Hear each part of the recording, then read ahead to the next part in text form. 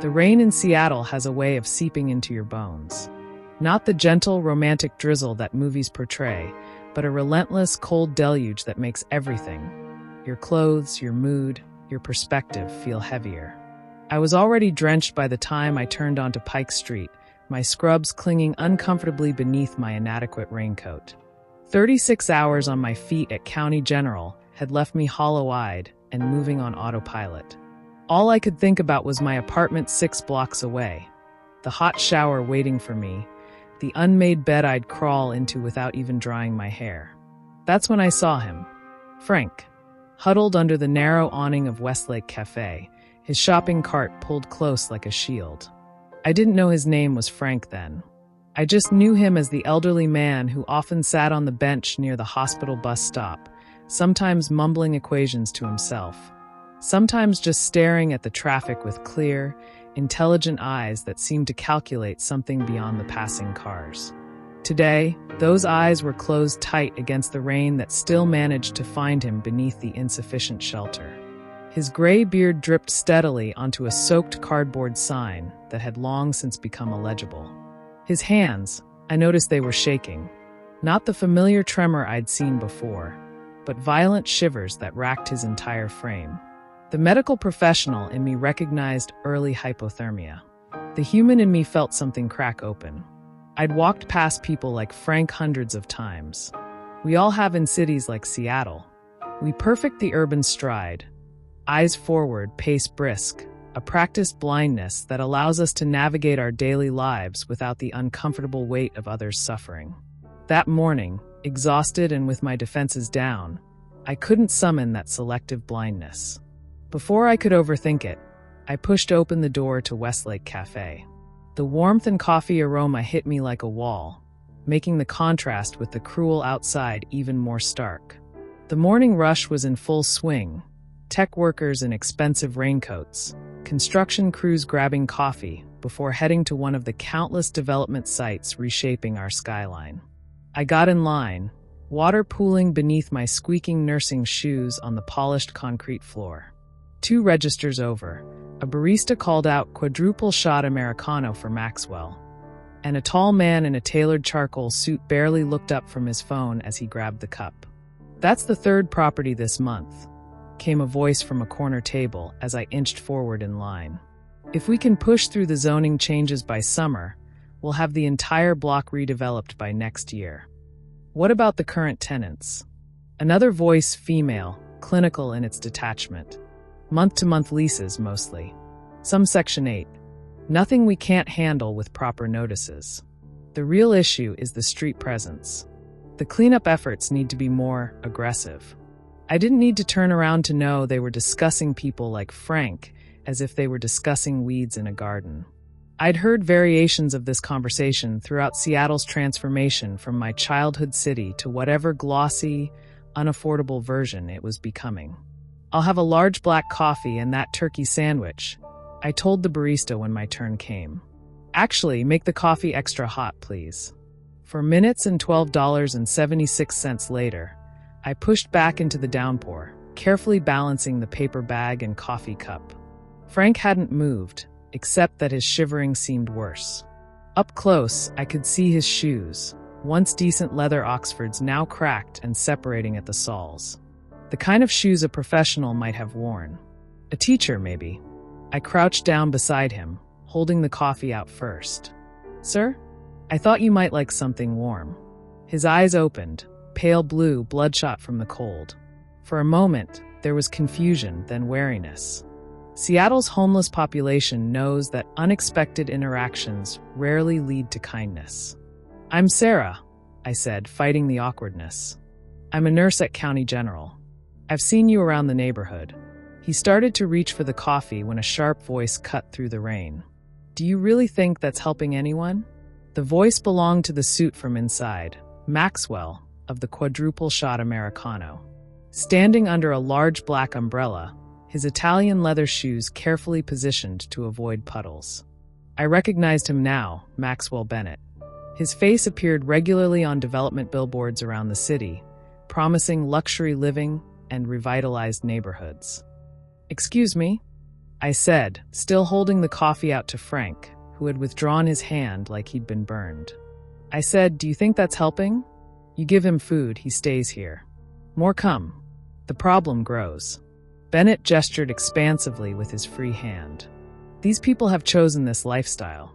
The city has programs, shelters, resources. If they wanted help, real help, they'd seek it out. I'd been awake for nearly 40 hours. My socks were soaked through. My back ached from moving patients twice my size. And something about the casual cruelty of his assessment, delivered from beneath a dry umbrella to a soaking wet nurse and an elderly homeless man, ignited something in me that all my professional training couldn't extinguish. I stood slowly, my knees protesting the movement. This man, I said, my voice steadier than I expected, is Mr. Frank Miller. He taught mathematics at Garfield High School for 32 years. Frank's eyes widened slightly. I didn't actually know if this was true yet. It was the story I'd constructed in my head based on the equations I'd heard him murmuring. But something in Frank's reaction told me I wasn't far off. He developed schizophrenia later in life, which went undiagnosed until a severe episode cost him his job. The medical bills depleted his savings, and when he couldn't keep up with Seattle's rising rents, he ended up here. Bennett's expression flickered, surprised that I was actually engaging, that Frank was a real person with a real history, not just an abstract problem to be managed away from his property investments. I'm a nurse at County General, I continued. I've spent the last day and a half keeping people alive, including people who live in those luxury condos you're so proud of building. People who overdose on prescription medications in marble bathrooms. People who attempt suicide with stunning ocean views as their backdrop. The rain drummed on Bennett's umbrella and soaked further into my scrubs. Frank had gone very still, watching the exchange with those intelligent eyes. If minding my own business means walking past human suffering that I have the ability to ease, even momentarily, then maybe you and I have very different definitions of what makes a functioning member of society. Bennett's jaw tightened. He glanced down at Frank, then back at me.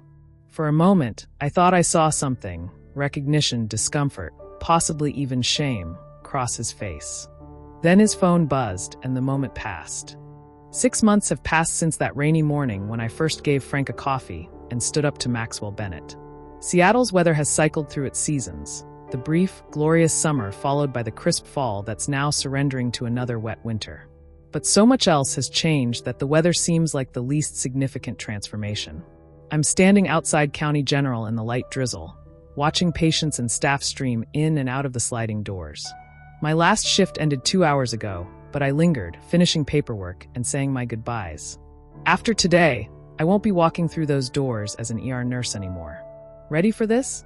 Frank asks, standing beside me in a sensible raincoat, his now-trimmed beard giving him the distinguished look of the educator he once was. His hands still tremble slightly. Some symptoms of his condition persist despite proper medication. But the violent shivering of that first morning is gone. Not even remotely, I admit, adjusting the strap of my bag. But when has that ever stopped me? We crossed the street together toward the renovated storefront that until 3 months ago was the Westlake Cafe. The sign above the door now reads Second Sight Community Health Center. Through the windows, I can see volunteers arranging chairs in a circle, setting up a table with coffee and modest refreshments. My phone buzzes with a text from Dr. Patel. Equipment delivery delayed. Should arrive by 3. Good luck with the opening. The irony isn't lost on me that the same space where Maxwell Bennett once lectured me about enabling homelessness now houses a free clinic providing mental health services, basic medical care, and social work resources to Seattle's unhoused population. The universe occasionally delivers perfect symmetry. Do you think anyone will actually come? I ask Frank, unlocking the front door. Despite months of planning, community outreach, and posting flyers at shelters and food banks, the familiar weight of doubt presses on me. They'll come, Frank says with the quiet confidence he's shown throughout our unexpected partnership. Maybe not all at once. Trust takes time when you've been invisible. We step inside, and I flip on the lights. The space is modest but welcoming, a far cry from the sterile hospital rooms or impersonal shelters that have been the only options for many. There are private consultation rooms in back, a small pharmacy station, shower facilities, and the community area where we're hosting our first support group today. As I arrange pamphlets on the reception desk, my mind drifts back to the chaotic chain of events that led here. After that confrontation in the rain, I kept my promise to bring Frank dinner, then breakfast the next week. Then I started bringing an extra set of scrubs and letting him use the hospital's public restroom to clean up and change. As we talked, his story emerged in fragments: the distinguished teaching career, the late-onset schizophrenia that went undiagnosed for years as he attributed his symptoms to stress and overwork, the medical bills that drained his pension, and finally, the eviction notice when his rent increased by 40% during Seattle's property boom. One evening, I brought my laptop and helped him apply for benefits he didn't know he qualified for. On a whim, I started a GoFundMe with his permission, sharing his story with my nursing colleagues. That's when things took their first unexpected turn.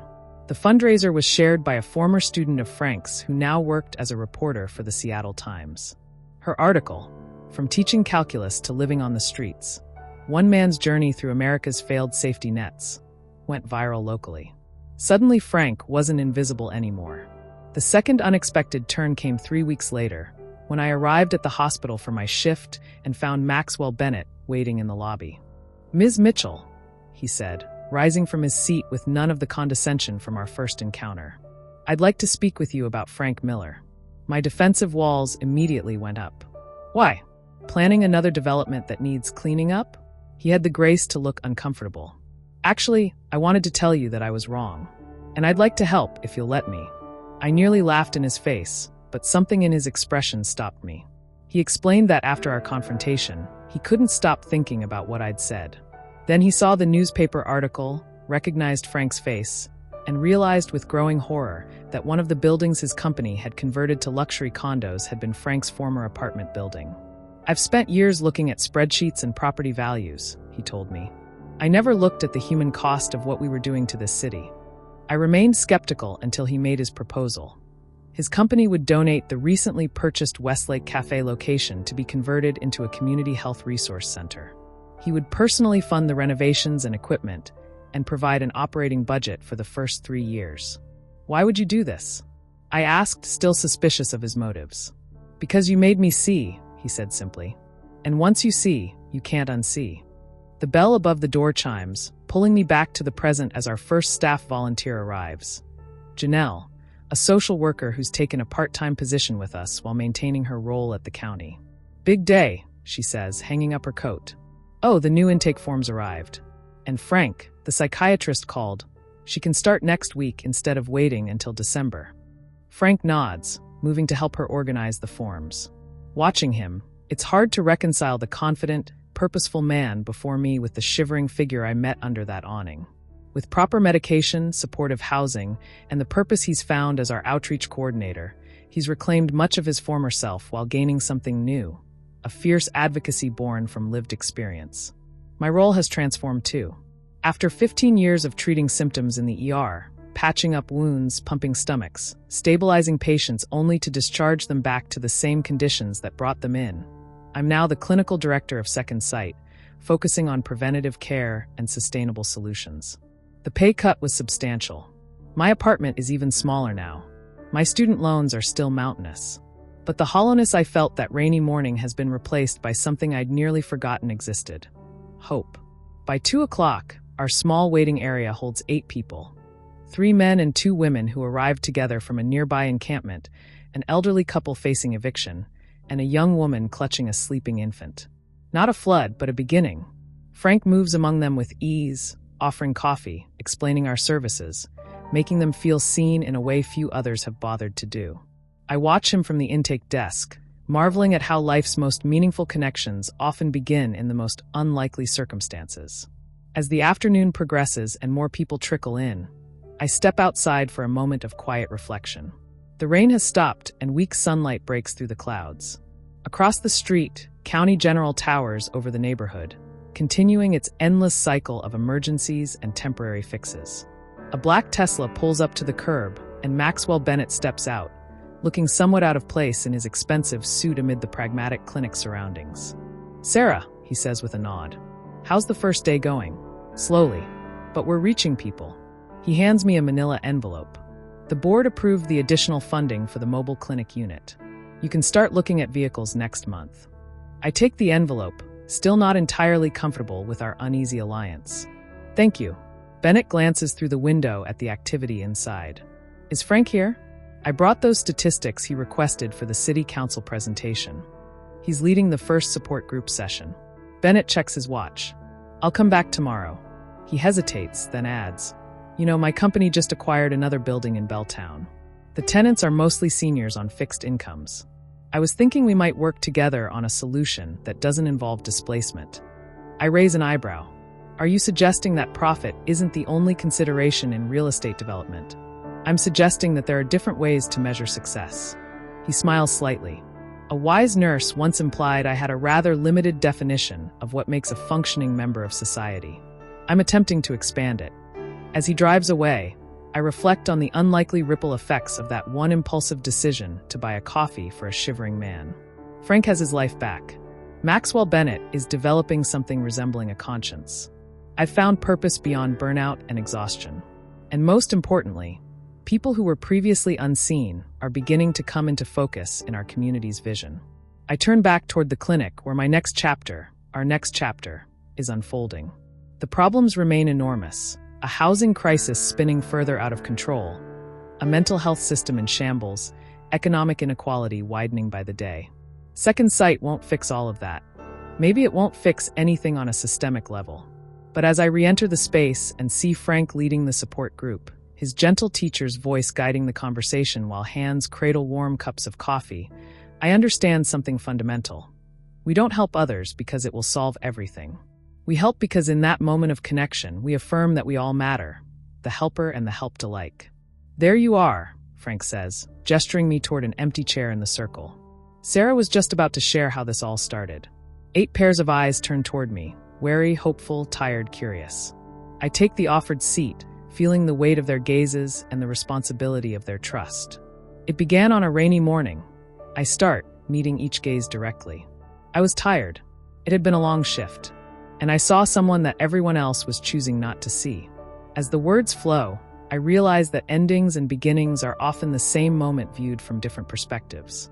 What felt like rock bottom that exhausted morning was actually the first step upward. What seemed like a small act of kindness was the foundation of something larger. And what appeared to be a conclusion, this clinic, this community, is really just the opening paragraph of a much longer story. Outside, Seattle's persistent rain begins again, drumming gently against the windows. Inside, we remain dry, warm, and most importantly, seen by others and by ourselves. Sometimes, that's enough to start changing the world.